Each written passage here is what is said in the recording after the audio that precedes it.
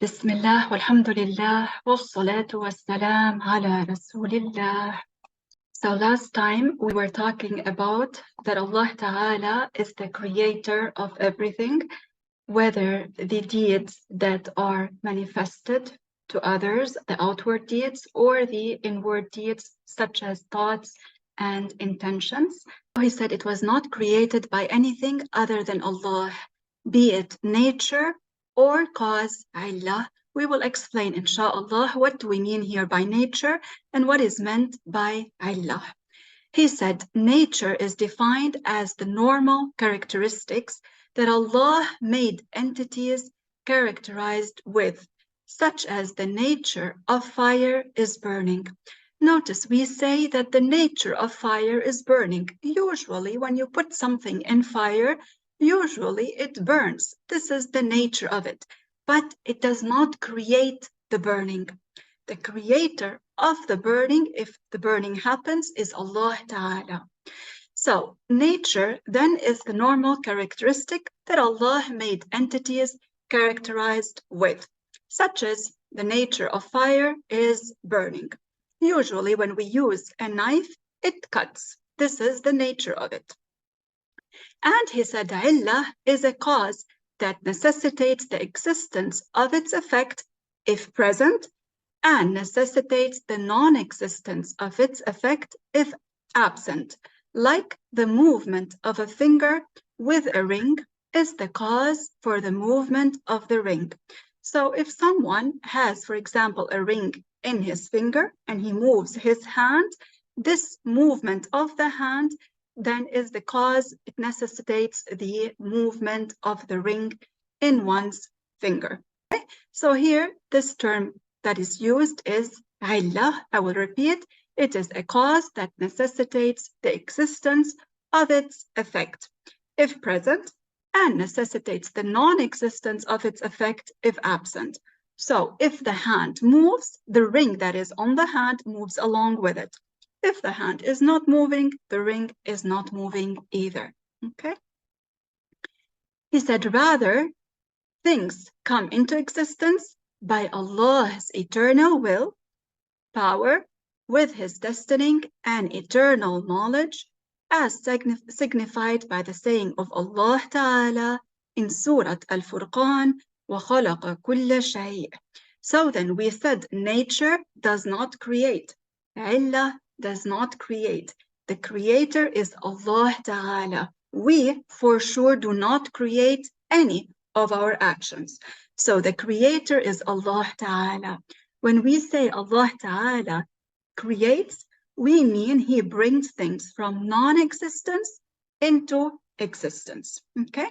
Allah Ta'ala said in the Quran in Surah Al-Furqan, وَخَلَقَ كُلَّ شَيْءٍ. What does the verse mean?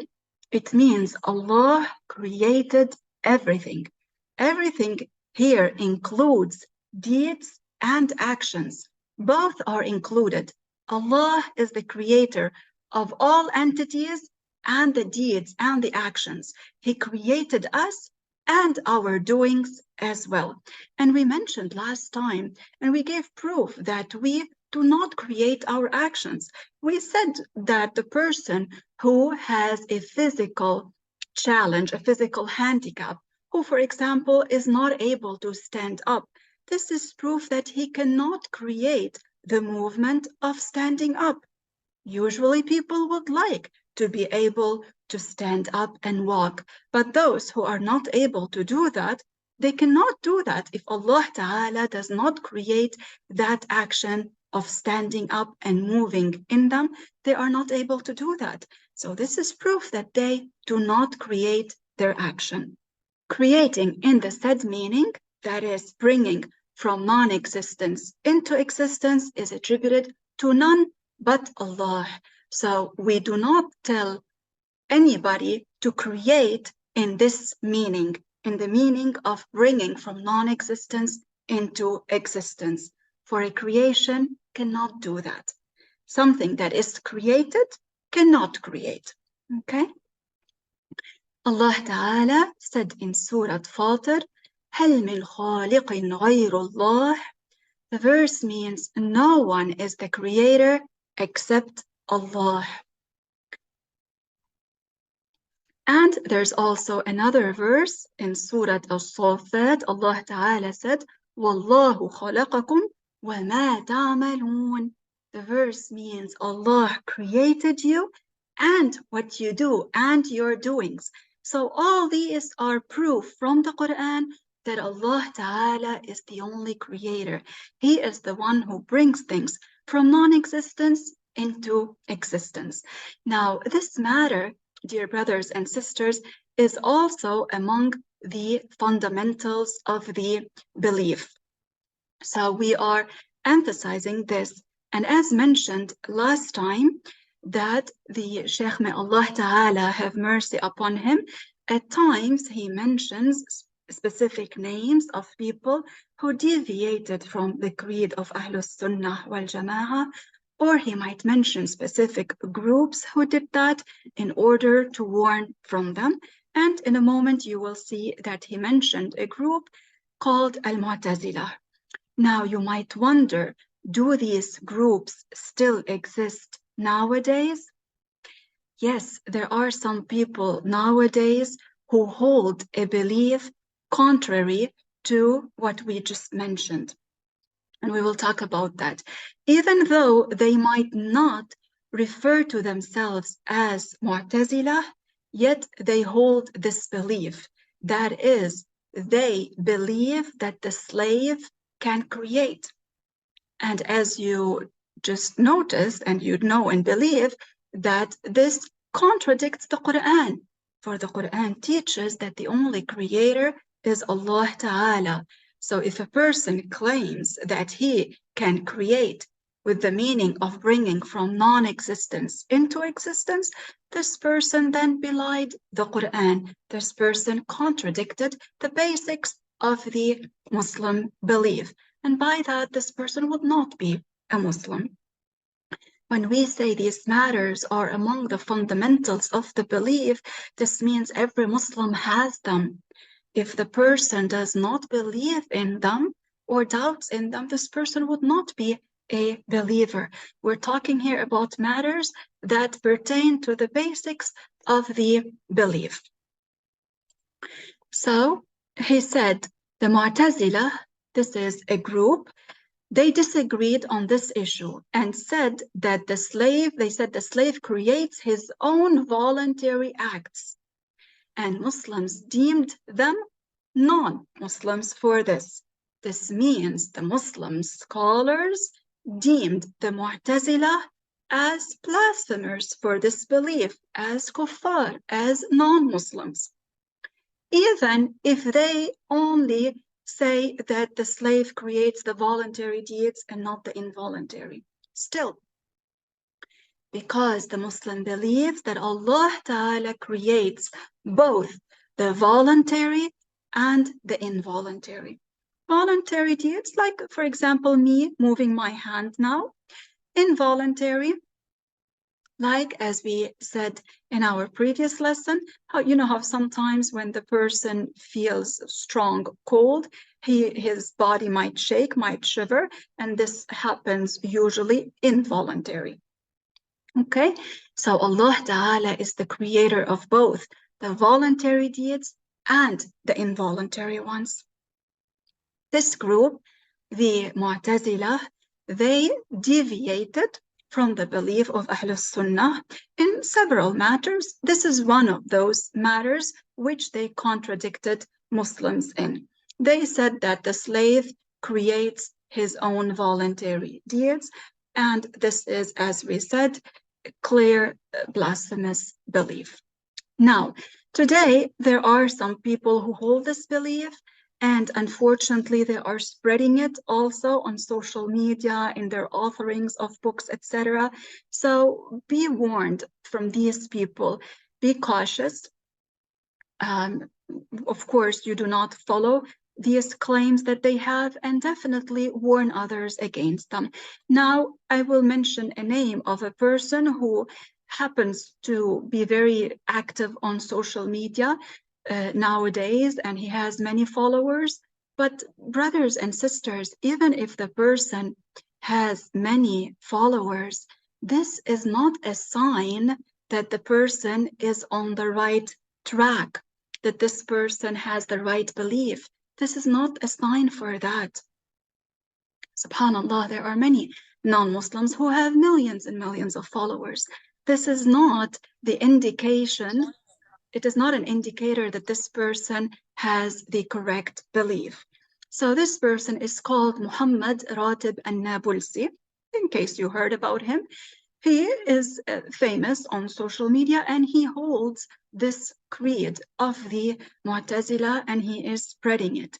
His name is Muhammad Ratib al-Nabulsi. So definitely be warned from him. And also, if you know of anybody who listens to him, definitely warn them as well, because we should forbid the unlawful. And what he is spreading is something that is clear against the Quran. And we are not shy to warn from these people. We should not be shy about that, not at all. When we hold the correct belief in our hearts, we are proud of it, we protect it, and we want what is good for others, whether these others are people that are close to us or whether these others are people we do not know. We still want what is good for them. We want what is beneficial for others. So if we know that somebody is harming them, is cheating them, then we want to warn them against that person. You know, if somebody is putting poison in their food, wouldn't we tell them that? So how about if somebody is teaching them what leads them to hellfire? SubhanAllah, of course, then we're not going to be shy in mentioning these people's names and in warning against them, okay? So even though then these people do not refer to themselves as Mu'tazila, but there are still people today who hold that belief. However, as you already know, the belief of Ahlus Sunnah is that Allah Ta'ala is the creator of everything, entities and deeds, whether these deeds are voluntary or involuntary. Now, I went very in specific details about this, and now you will see how scholars even explain this matter in real depth. And among these scholars is Abu Hafs Omar al-Nasafi. This is among the prominent famous scholars. May Allah Ta'ala have mercy upon him. He said in his famous book, the Nasafi Creed, Al-Aqidah Nasafiyya, this is a famous book. He said what means that if a person hit a glass with a stone and broke it, so he hit it with a stone and he broke the glass, he said the acts of hitting, which is the act carried out by the slave did the act of hitting. So which is the act carried out by the slave with the stone, which may or may not result in breaking. You might throw a stone at a glass, it might break the glass or it might not. You know, sometimes you might be holding a glass in your hand and it falls from you on the floor. It might break or it might not. So he said then, if a person hit glass with a stone and broke it, the acts of hitting, which is the act carried out by the slave with the stone, which may or may not result in breaking, and the breaking, if it happens, which is the act of the slave done to the glass by throwing the stone, and the state of the glass being broken, which is the effect that occurs in the glass, such as being cracked, shattered into pieces, etc., were all created by Allah, not the slave. The slave acquired the action, but the creator of the action is Allah. The movement, the creator of the movement is Allah. If this glass broke, the creator of the breaking is Allah Ta'ala. So the slave did not create anything. So he continues, he says, hence the slave only acquires the act. Okay, so this means that the slave directs his intention towards the deed, and Allah creates it at that time. So this is the definition of acquiring. Okay, in Arabic we say al-kasb, al-kasb. So what is the definition of it then, of acquiring? What is it that the slave does? We said that the slave acquires. What does it mean? It is to direct one's intention towards the deed. Okay? And if the deed happens, it means Allah created it. If the deed happens, it means Allah created it. Okay? So the person then is judged on his acquiring, for we do not create anything. Allah Ta'ala said in Surah Al-Baqarah, لَهَا مَا كَسَبَتْ وَعَلَيْهَا مَا اكْتَسَبَتْ. The verse means every individual self will be rewarded by Allah for the good deeds it acquired. That is, the person will benefit from that and will be held accountable for the sins it committed. That is, this person will bear the consequences for doing evil, meaning he will be harmed by it. Hence, the slave is attributed with acquiring the deeds, not creating them, and he is judged for what he acquired. And acquiring the deed, this is something that we do voluntarily. So, for example, if I have in front of me two bottles, for example, one of them is water and one of them is wine, and I direct my intention towards drinking the one with water instead of the one with wine. So this is me acquiring the action. Now, if I do and direct my intention towards grabbing the bottle with wine, and if I drink, then I would be held accountable for that deed which I did, which I acquired voluntarily. Nobody forced me to take that bottle of wine and do that and drink it. So if I acquire that action, I would be held accountable for acquiring that action which I would have done voluntarily. Okay? So then the slave does not create his deed, he acquires it. What did we say is the meaning of acquire? To direct one's intention towards doing a particular matter, and if this matter happens, it means Allah Ta'ala created it. Okay? Now, last time we said that among the attributes of Allah Ta'ala are 13, which the accountable person is obligated to know. And we will talk about them. We already started by mentioning few of them. And now, inshallah, we will continue as well. And I will reiterate quickly what we also said about the attributes of Allah. We said they are eternal and everlasting. They have no beginning and they have no end. And we said that the attributes of Allah do not change. And of course, the attributes of Allah do not resemble the attributes of the creation. We talked last time in our lesson that Allah Ta'ala is attributed with sight. We said Allah sees without pupils, without eyes, without any instruments. And we said Allah Ta'ala hears, he is attributed with hearing, he hears without ears or any other instrument. Now, dear brothers and sisters, we will be talking about the attribute of speech of Allah Ta'ala. And you already believe firmly that this attribute is not like the attribute of the creation. So when we speak, we use instruments. We use our lips, we use our tongue, we do movements, we have sounds. All of this is created. All of this is created by Allah Ta'ala. We speak, we produce sounds, we speak in languages. These languages are composed of letters. All of this is created. These languages have a beginning, they have an end, and all of that, as we said, is created. whereas the speech of Allah Ta'ala is not like that at all.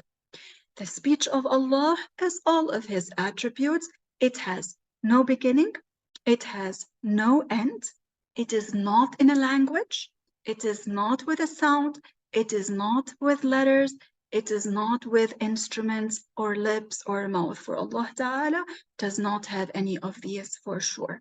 Okay, so we will be reading on page 20 on the bottom. The author, may Allah have mercy on him, he said, let it be known that al-kalam, speech of Allah, is an attribute that is eternal and everlasting, as all of His attributes. The kalam of Allah is without a beginning, like the rest of His positive attributes. We mentioned life, will, everlastingness. That means Allah Ta'ala, His existence has no end. Also, among the attributes of Allah is omniscience. That means Allah Ta'ala knows about everything. Omnipotence.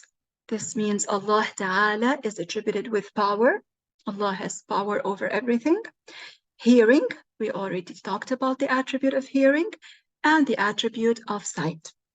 They are eternal because the eternal being is not attributed with an originated attribute. Originated meaning created.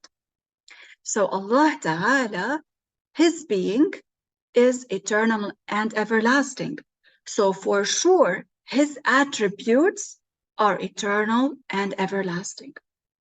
Whereas we are created. We have a beginning to our existence. So for sure, our characteristics, our attributes are created. Okay? So he said that the attributes of Allah are eternal because the eternal being, meaning Allah Ta'ala, is not attributed with an originated attribute. Allah is not attributed with a created attribute. So from this, it is known that the kalam of Allah is not letters, it is not sounds or a language, and it is neither started nor finished. It has no beginning and no end. Whereas when we speak, our speech has a beginning and has an end. Notice, for example, when I say the word bismi, I start. I say the letter ba, bi, and then it stops. I start the letter sin, bis, and then it stops, and then I start the letter mim, bismi. Okay, so our speech has a beginning and has an end, but the speech of Allah Ta'ala is eternal and everlasting.